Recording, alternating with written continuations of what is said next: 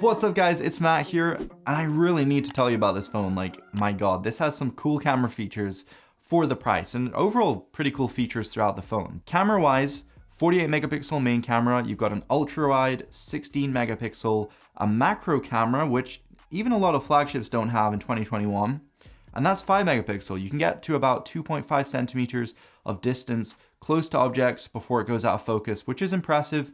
And then the last sensor on here is this heat sensor, so you can actually measure the temperature of objects or people, whatever. This is actually very useful, especially with the times right now and COVID.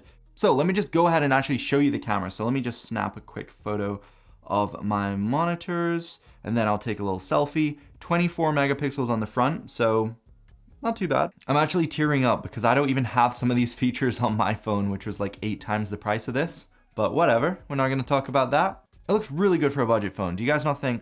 Let me know down below what you think. In terms of build quality, this plastic back is not my favorite thing in the world. They do advertise that it's waterproof and shockproof, so you can bring it out in the rain or storms, carry it up a mountain, throw it off the mountain, it's probably gonna survive. This thing is quite a brick, actually. And then you have this really nice titanium kind of border, this metal frame going around. So I think it's titanium, but it feels really durable actually. And this phone is quite heavy. You could definitely sort of knock someone out with this. Pretty impressive. But then it's got a ton of buttons on it. So you've got your fingerprint scanner, which works about, I'd say about 6 out of 10 times. But it's not too bad. I mean, a lot of budget phones have face unlock, which is kind of crappy, not very secure.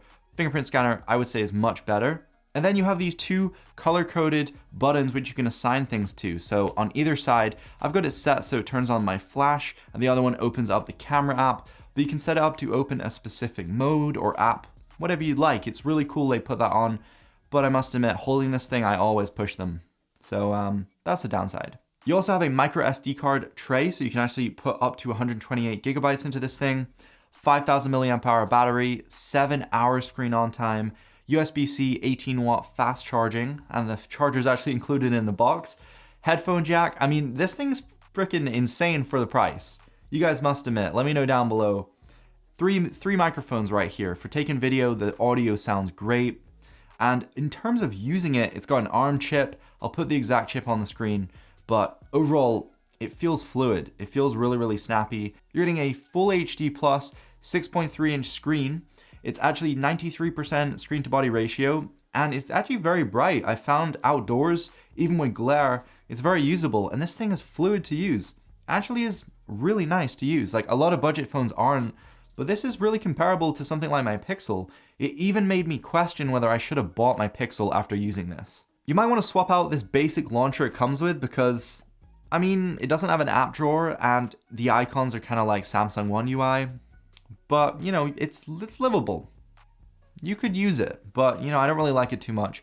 So I have swapped it out for Nova Launcher. In terms of your speakers, this isn't stereo. You have one on the back, which is kind of tinny. It's not the best. And then you have a big one up top here where the earpiece is. So it kind of looks like stereo speakers, but it isn't.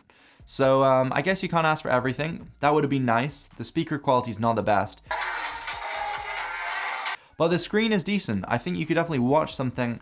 And obviously it has the headphone jack, so you could plug in some headphones, watch something, and have a pretty good experience actually. It's actually quite decent. Like, I'm really not lying, it's a pretty decent phone. This thing's meant to be super durable, but it only has Gorilla Glass 3, but they did apply this kind of pre-installed screen protector, which I think is tempered glass, which is nice of them. In terms of using this though, it's very fluid, it's responsive, apps open up quick, they keep running in the background as well thanks to 8 gigabytes of RAM. You're getting 128 gigabytes of internal storage, which is really great. You can install a bunch of apps, and I've overall had a really nice experience from such a budget phone. This might be actually the best budget phone I've ever used, with the best cameras, the best screen, and probably the best performance. So if you're looking for something very decent on the budget side of things, with some really nice cameras for not the best photography in the world, but pretty decent photography, then I can definitely recommend the Bison Pro. I'm super stoked that I can finally recommend a budget smartphone to you guys. So there we go. But yeah, that's pretty much it. So hopefully you enjoyed the video. Definitely give me a subscribe and a thumbs up down below, and turn on that bell icon. We're super close to 50K. So if you guys could help me with that, I would really, really appreciate it. So go ahead and have a nice day. Thanks for watching. I'll see you later. Peace.